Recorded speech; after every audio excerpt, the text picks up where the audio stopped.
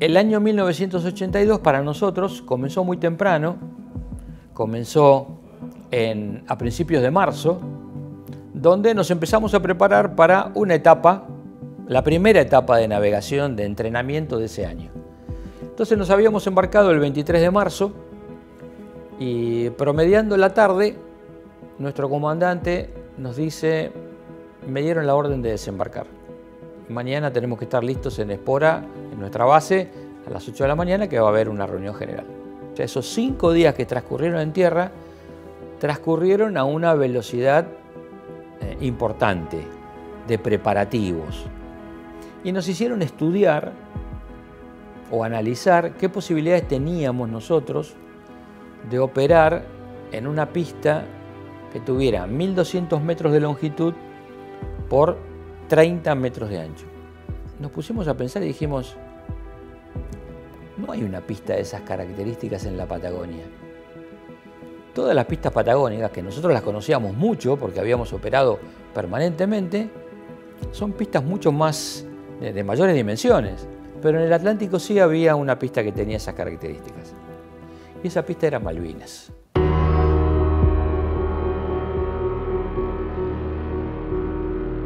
El 29 al mediodía nos reúnen a todos los oficiales y nos dicen que somos el portaaviones y sus 4 destructores la fuerza de protección de una fuerza de desembarco que navega un día adelantada y que esa fuerza de desembarco tiene como tarea, como misión, recuperar el control de las Islas Malvinas. En ese momento éramos 4 las escuadrillas que formábamos ese grupo. La primera escuadrilla de helicópteros, la segunda escuadrilla de helicópteros, la escuadrilla aeronaval antisubmarina, que era la mía, y la tercera escuadrilla aeronaval de caza y ataque. Desde el mismo 2 de abril y hasta el fin del conflicto, los helicópteros, aviones de exploración y antisubmarinos, de transporte y ataque, con el apoyo de bases y arsenales, realizaron las tareas para las que se habían adiestrado desde siempre. Recuperado Malvinas, se tomó la decisión que 2 aviones de los que estaban a bordo del portaaviones desembarcaran a Malvinas con 3 tripulaciones y volaran desde Malvinas esos primeros días de abril para dar cobertura de búsqueda antisuperficie y antisubmarina. Estaba como mecánico de mantenimiento en la parte eléctrica y sistema eléctrico de la aeronave perteneciente a la escuadrilla aeronaval antisubmarina, el TRAC. La escuadrilla estaba integrada por aproximadamente 70 hombres, incluidos los pilotos y los 80, los pilotos, los mecánicos y los operadores. Y dentro de esa lista, bueno, estaba un grupito de mecánicos de mantenimiento, los cuales nos dieron las directivas que iniciemos la maniobra de desembarco con material logístico para apoyo de 2 aeronaves que iban a operar desde Puerto Argentino, desde el aeropuerto. Y con la característica que no íbamos a tener ningún tipo de apoyo terrestre logístico, que tratáramos de llevar lo mínimo, pero lo más importante. Y a las 3-4 horas desde el portaaviones despegaron los 2 trackers, el 2 Alfa Sierra 22 y el 25. El 2 de mayo, con el crucero Ara General Belgrano, se hundió un helicóptero Alouette. Como parte del grupo aeronaval embarcado, fallecieron el suboficial mayor Barrios y el suboficial segundo Lobos. Las unidades aéreas de la Armada Argentina tomaron como prioridad la operación para detectar y rescatar a los náufragos. Una vez finalizada esa tarea, comenzó una etapa del conflicto marcada por el fuego libre. En el mes de noviembre del año 81 habían llegado a la Argentina los primeros 5 aviones Super Etendard. Eran aviones que no habíamos utilizado ni en ejercitaciones, ni en combate, o sea, eran aviones muy nuevos sobre los cuales todavía no teníamos desarrolladas ni las tácticas ni los manuales operativos. Habíamos solamente volado 50 horas en el avión, así que teníamos muy poca experiencia. Éramos pilotos con experiencia, pero no en el avión. Ese era el desafío que teníamos y que era justamente prepararnos para algo que no estábamos preparados. Entonces era una situación bastante compleja. ¿Por qué? Porque había una parte de la aviación naval que estaba llegando, por decirlo de una manera, al fin de su vida útil. Había otra parte de la aviación naval que podía utilizarse sin inconvenientes y había una pequeña parte que era aviones nuevos que se estaban incorporando. Para poner todo eso a son de mar, hubo que hacer un esfuerzo descomunal. Hubo que trabajar durante el mes de abril 24 horas al día. Las escuadrillas con su personal, los talleres con su personal, para tratar de tener la mayor cantidad de aviones en servicio y lo mejor equipados posibles. Tuvimos que pasar a trabajar y ver de qué manera implementar operativamente el uso de este sistema contra los ingleses. Sabíamos cómo debíamos atacar. Lo que hicimos es adecuar el sistema de armas del superestandar a esto que ya teníamos aprendido. Entonces discriminamos el perfil de vuelo de manera tal de hacer lo que se llama un vuelo bajo lóbulo, es decir, meterse por debajo de los radares de exploración de los británicos, similares a los que teníamos nosotros, con lo cual pudimos practicarlo, y establecer la última parte de la penetración para poder atacar.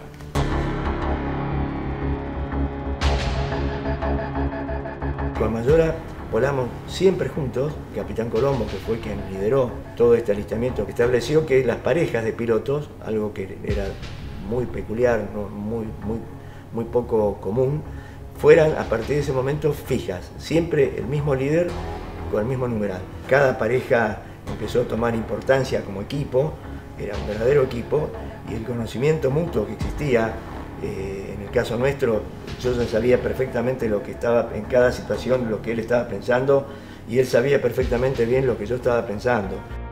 Nosotros comenzamos a ser guiados por el Neptune, yo diría más de 2 horas antes del despegue, porque íbamos recibiendo información. Despegamos eso a las 9:20 de la mañana, el lanzamiento se produce a las 11:04, las condiciones meteorológicas eran bastante complicadas, para nosotros era una bendición, porque había muy poca chance que nos pudieran ver. Hicimos los 3 barridos que implicaban exactamente 5 segundos, descendimos rápidamente, la incertidumbre se terminó, detectamos a la flota como estaba previsto. A partir de ese momento rompimos el silencio electrónico y hablamos, intercambiamos comunicaciones, y llegó finalmente el momento del lanzamiento. En un momento dado yo miro de vuelta, le veo debajo del avión del capitán Becarrás fuego. Entonces era un tema de está pasando algo, obviamente.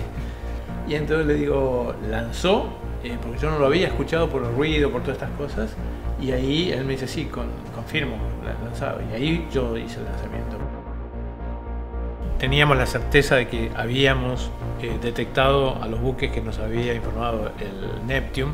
Lo que sucedió ese día fue el ataque al Sheffield, que es un ataque en donde le confirmamos la información, porque el almirante Goodward, el comandante de la flota británica, tenía una información diferente de que el sistema superestandar estaba operativo, que teníamos capacidad de ataque. El destructor HMS Sheffield, buque insignia de la Marina Británica, se hundió finalmente el 10 de mayo. A partir de ese momento, los esfuerzos enemigos se centraron en el ataque a bases y unidades aeronavales.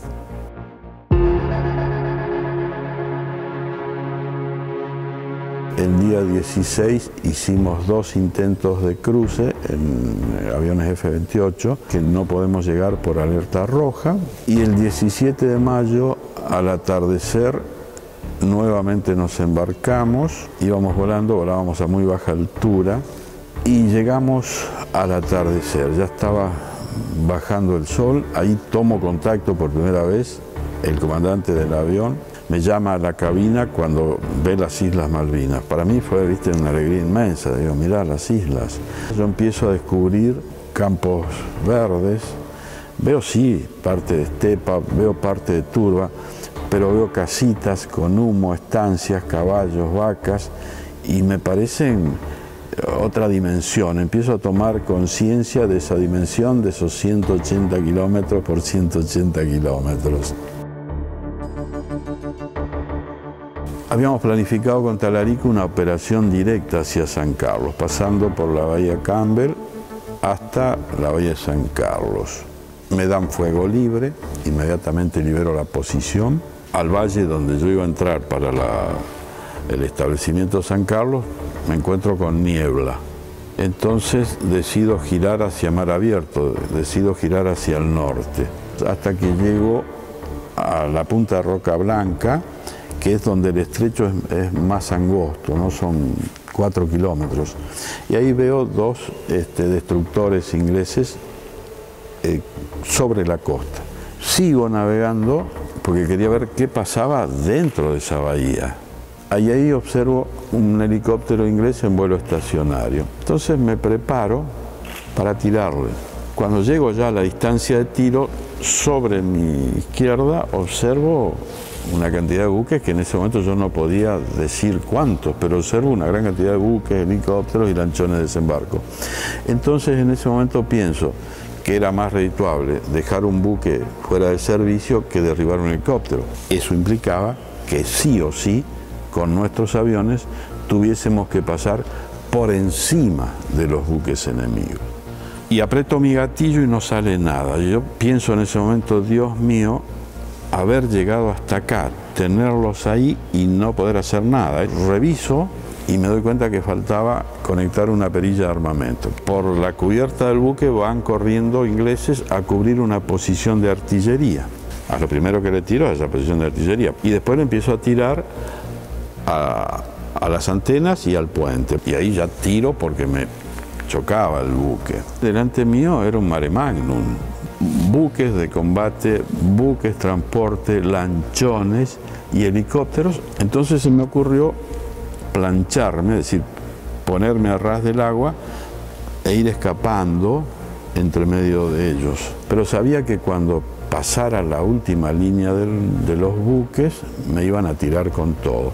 Y veo que me disparan un misil. Giro hacia el misil, pasa el misil, vuelvo a mi trayectoria, vuelvo a poner potencia y ya estoy sobre la tierra. Y cuando salto a la bahía de Ríos Puente, para desagradable sorpresa mía, veo otro buque inglés. Hago un giro y me posiciono sobre una altura. Y de ahí yo veía todo perfecto. Así que dibujo en mi anotador de rodilla, ¿viste? Posicioné 12 buques ahí, más los que no marqué ahí, que estaban afuera, que yo los declaro. Y con eso vuelvo a Puerto Argentino.